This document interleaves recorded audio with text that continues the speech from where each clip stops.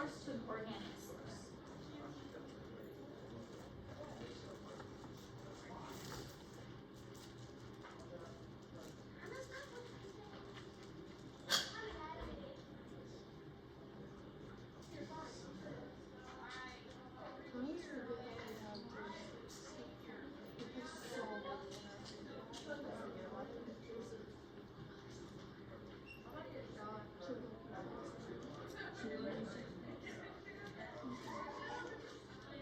Will that be on the test, the carbon fixation?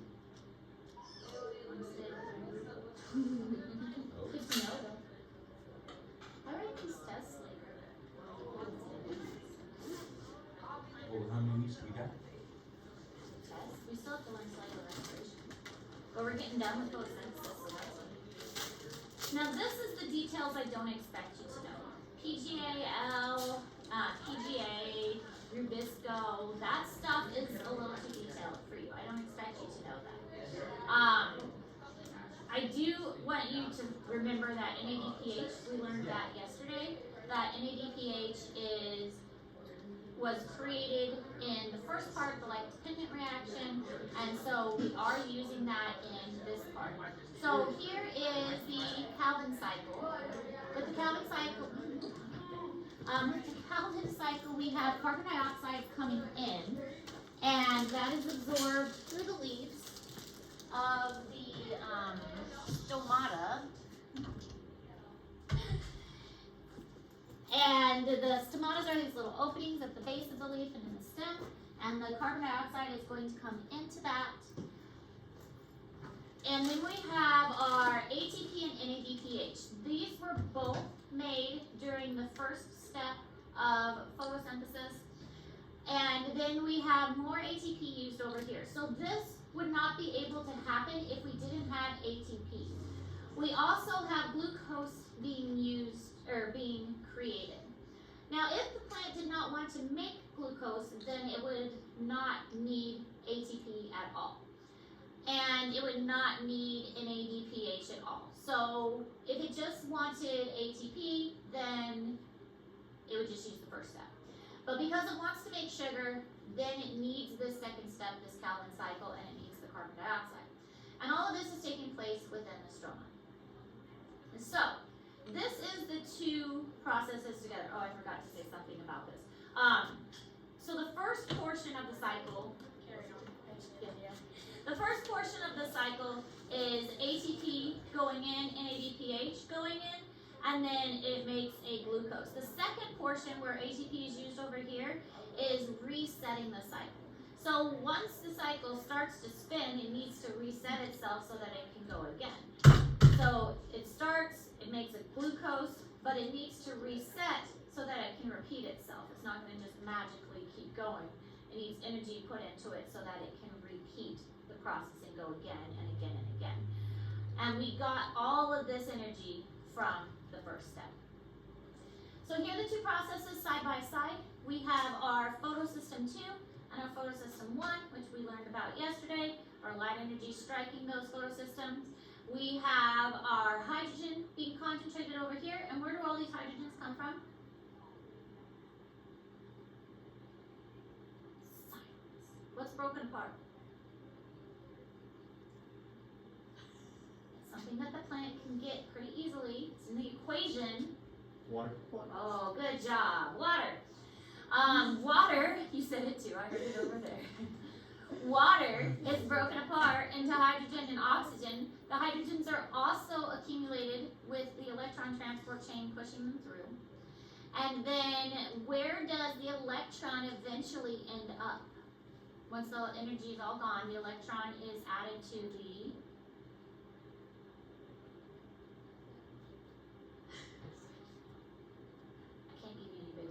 NADPH. There we go.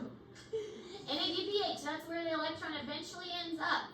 Okay, and where do all these hydrogens go? Through the fan. Yeah, ATP synthase. The electrons are eventually going to trickle through the ATP synthase. So that is where the ATP is created, is the hydrogens trickle back through the ATP synthase because they're all concentrated in here, which is not ideal. We learned that with diffusion. that a high concentration is not what is typically preferred. And so they're gonna trickle back through here, through the ATP synthase, causing it to spin, and that is going to create our ATP. Okay, so that's all the first step, driven by light. And then our second step is in the stroma, and that is the cycle that you put in carbon dioxide. The ATP and NADPH is also going in, and what comes out is sugar, and where it takes place is in the stroma. Now, what this might look like on the test is you have this, and then pieces might be missing, and it'll say like A, and it may say what is happening at A, or what is happening at B, or what is happening at C, or what is produced at C, something like that. So that's something you could expect. Or I may have a question of describe the process of the light-dependent reaction, what goes in, what comes out, where it takes place, something like that. Okay? And of course, you will absolutely have a question about give me the equation for photosynthesis and cellular respiration, indicating which is which. Will absolutely be on your test. All right, this video is a really good video summarizing the entire process of photosynthesis start to finish. Maybe. Plants provide us with food to eat and oxygen to breathe. They perform this amazing feat by the process of photosynthesis. Let's take a closer look. Photosynthesis requires carbon dioxide, which diffuses into the leaf through small pores and then enters the cells. Inside the cell, carbon dioxide diffuses into the chloroplasts, where photosynthesis takes place. Chloroplasts use energy from light to transform carbon dioxide and water into sugar and oxygen. Zooming into a chloroplast, we see these flattened membranous sacs called thylakoids. Here, light energy is converted to chemical energy in the first phase of photosynthesis, the light reactions. The two green structures you see here are photosystems, large complexes of proteins and chlorophyll that capture light energy. An electron transport chain connects the two photosystems. Notice the small mobile electron carriers that shuttle electrons from one large complex to another.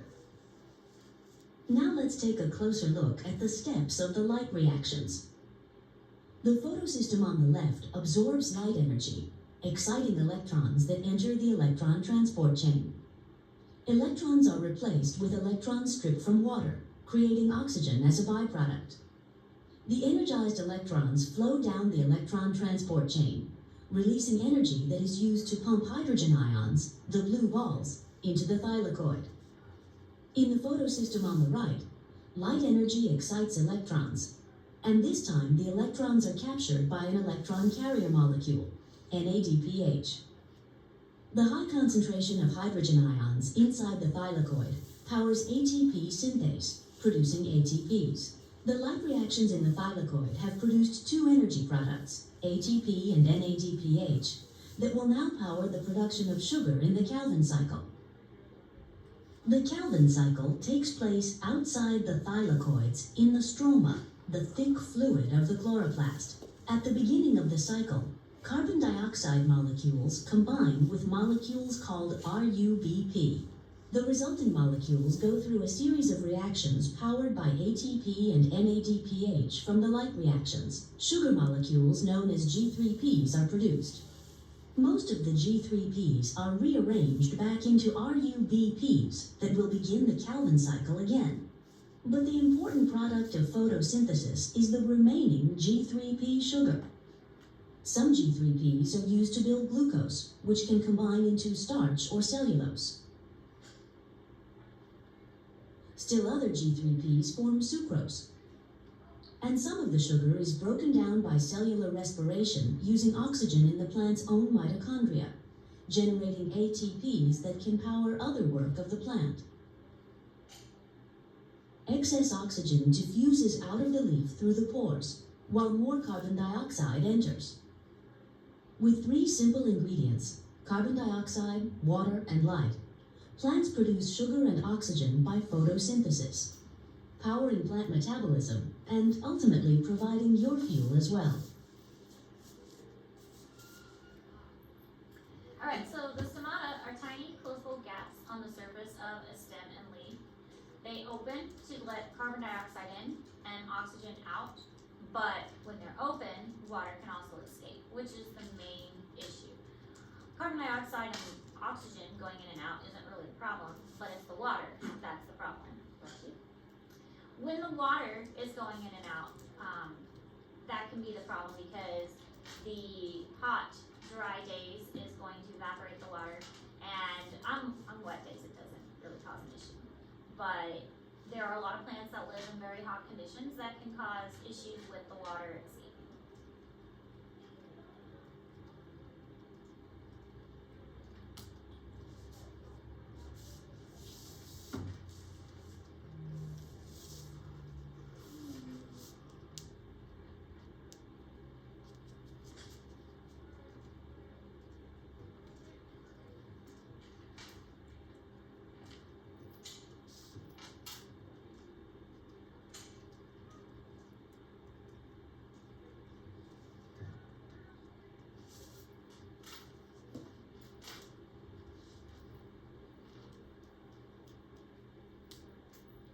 Okay, this is what stomatas look like.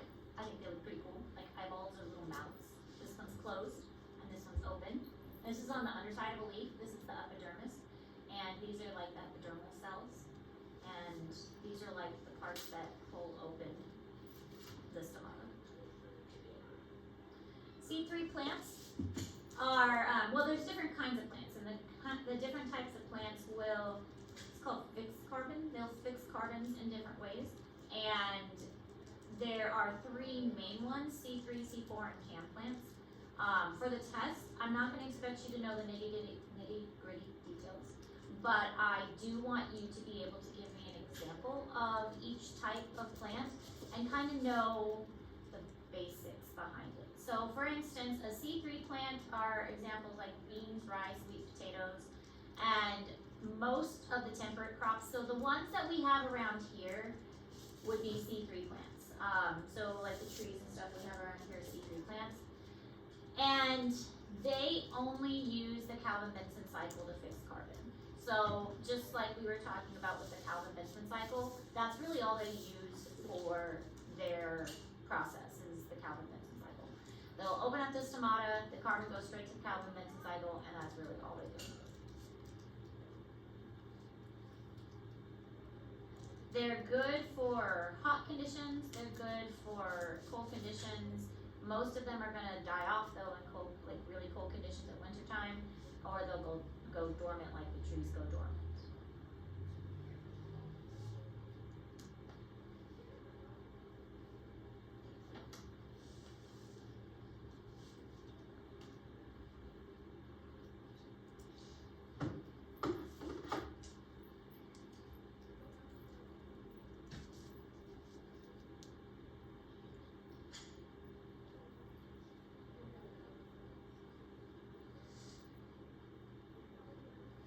So here are some examples of C3 plants. We've got the wheat and the soybeans and the rice and potatoes, all of which conveniently we grow in this area because this area is best for C3 plants.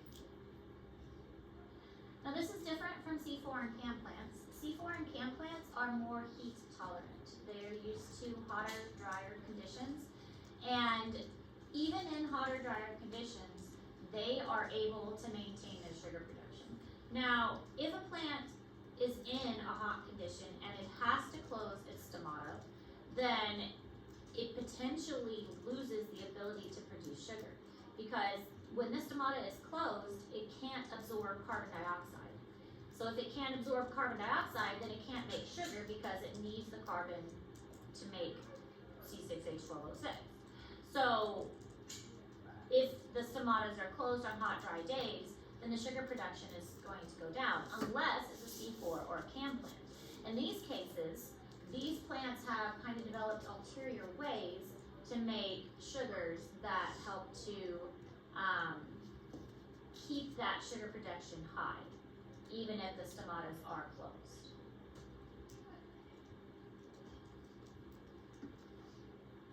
Which is pretty helpful for the plant.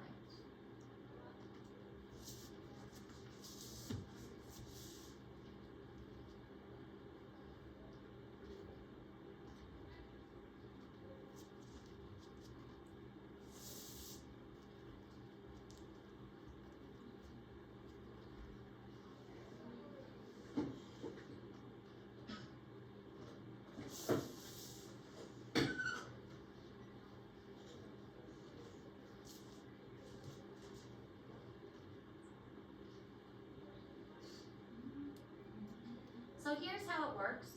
This is a C3, a C4, and a CAM.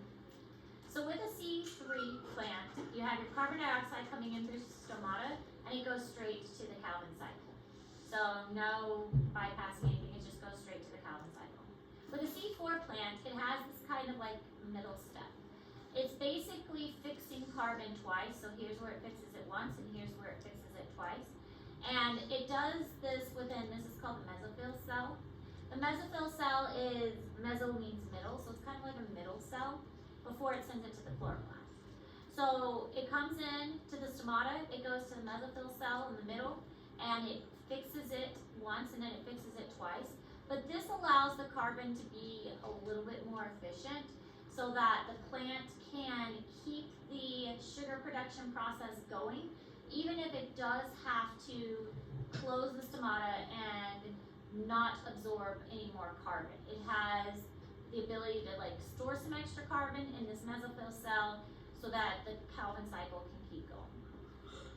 So a little bit more efficient with this process. And then we have the CAM plant. With CAM photosynthesis, we have even more efficiency because basically the stomata is only open at nighttime. So now we open them at nighttime, and then we have the photosynthesis taking place at night, and the carbon being fixed at nighttime, and that is going to allow these plants to do better. Because with CAM plants, they're like the ones that are in the desert. So C4 plants are corn, sugarcane, amaranth. They're really good at hot, dry areas. They do get a little bit of rain, and they do tolerate some cold conditions. You can have some shrubs that fall into this category too. They fix carbon twice, once in the mesophyll cells and the bundle sheath cells, and then the other in the regular Calvin cycle. They will close their stomatas, but they don't really lose their sugar production even with the stomatas closed.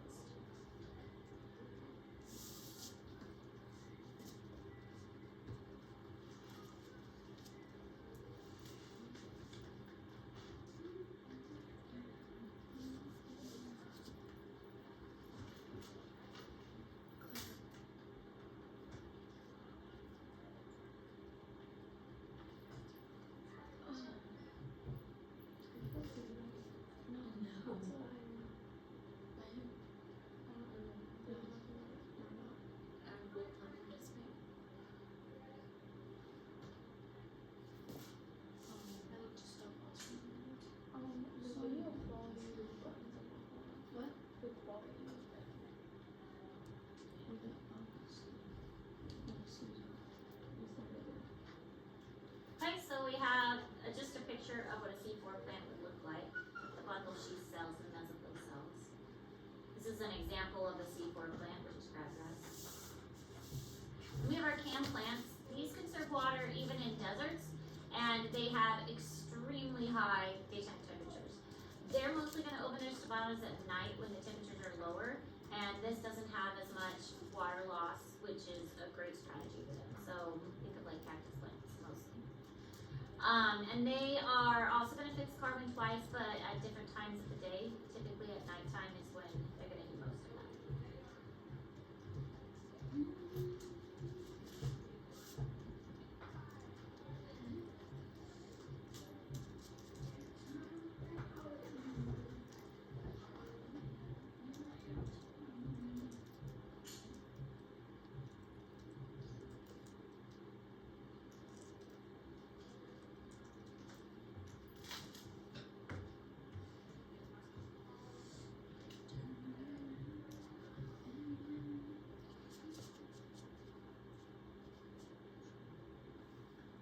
CAM plants are things like cactus, euphorbias, orchids. They don't really have a big water supply, and they're not, I mean, sometimes they can be in a hot place, like orchids aren't typically in a hot place though. They open their stomata at night when the lower temperature is available, and it minimizes their evaporative water loss.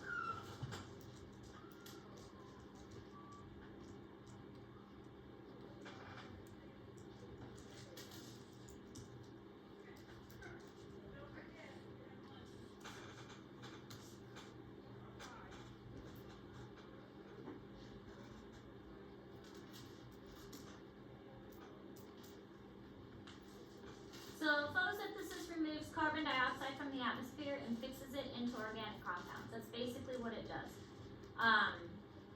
These organic compounds can fuel things like us, but it can also fuel other things, such as cars and heater houses, and act as a fuel source in general. But no matter what it's fueling, when we break these things down and break the bonds, we're releasing carbon dioxide. So we are obviously releasing carbon dioxide, but when we burn something as a fuel source, the carbon dioxide also gets released into the atmosphere. So burning sticks outside, burning fossil fuels, all of that is releasing carbon dioxide. I mean, we release it when we breathe. But anytime an organic molecule is broken down, carbon dioxide is released by that process. The problem becomes, we are digging up things from the environment to use as a fuel source that have been dead for thousands, millions of years, and it was supposed to stay buried. And these fossil fuels are non-renewable. Petroleum, coal, and natural gases, they are dead organic remains of really ancient organisms, ancient plants, ancient animals that have been superheated and super compressed and are underground, and they were supposed to stay down there. But we decided, hey, this is good fuel, let's dig it up, let's burn it to use as energy, and now we're releasing that carbon dioxide back into the atmosphere at a faster rate than the plants can absorb it. This means that it wasn't in the carbon cycle to begin with, but now we are adding it into the carbon cycle faster than the plants can take it up. Not only that, we're killing off a lot of plants, and so we're removing the source that would act just like a buffer, a cushion to absorb this. So we're adding more, and we're taking away the solution to the problem at the same time. And it's creating an even bigger problem, this adding of carbon dioxide. I mean, we see the greenhouse effect, we see the global warming, and it's just building up and building up with no solution in sight. So what can we do this? Because we need energy, and the energy crisis is a real thing. So how can we solve this problem of, where do we get our energy from? There are options of clean energy out there. The problem is they're expensive, and we want the cheapest energy, the most bang for your buck. So here's an example of what happens when we burn too much fossil fuel. It creates pollution. Not only is it bad to breathe, but plants aren't going to be able to grow in this. We're not going to be able to see in this. It blocks out the sunlight. It causes acid rain. There's a whole host of problems that's involved with air pollution. So there is this thing called biofuels. Biofuels are a renewable energy source. These are things like corn and other food crops. They do have oils and starches and sugars that can easily be converted into a fuel by maintenance life, of course, that is useful and helpful. I mean, we can use this fuel, and the good thing about this stuff, it's already part of the cycle. This isn't something we're digging up from thousands, millions of years ago and putting back in that wasn't there currently. So this is stuff that is already there.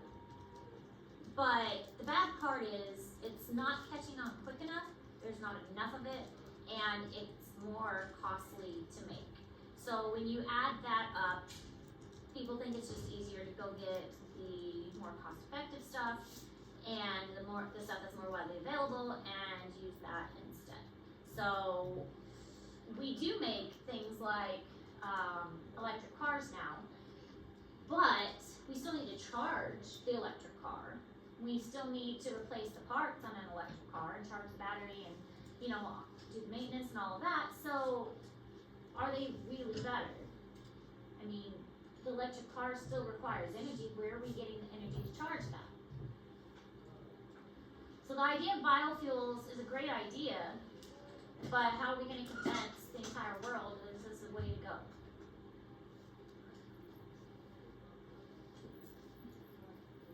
So the process of burning biofuels and process of burning fossil fuels and biofuels are pretty much the same. The two work in a very similar way, Again, the difference is biofuels are already here. We're not digging up something from thousands, millions years ago.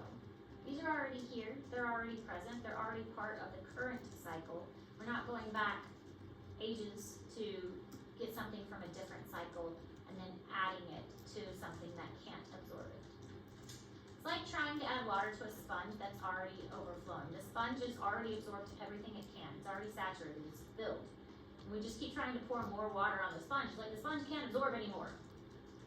The world has already absorbed all the carbon dioxide it can absorb, but we keep trying to add more carbon dioxide onto it. It can't absorb anymore. So that's what we're trying to do. The plants can't absorb any more carbon dioxide. It's all filled up.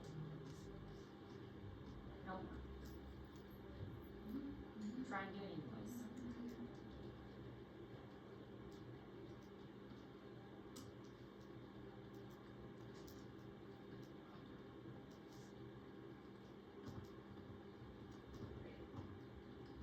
So there was this Willie Smits. He discovered this Aringa sugar palm, and he thinks it has the potential to serve as a waste-free system. And the sugar palm, you can use 100% of it, and it's grown in the rainforest, but nothing of this palm can be wasted. 100% of it can be used, and it'd be really amazing if that is actually the case. And you can use like the roots and the tips and the fruits and everything as a fuel source. And if that really is the case, then that would be pretty awesome. It provides jobs for the villagers. It can coexist with the native rainforest around it, so we don't have to destroy anything. The problem is that there's not enough. I mean, it's a great idea, but there's not enough to sustain an entire world's worth of energy from just this one type of plant. So, great idea, probably not going to catch on just because the supply could not possibly meet the demand.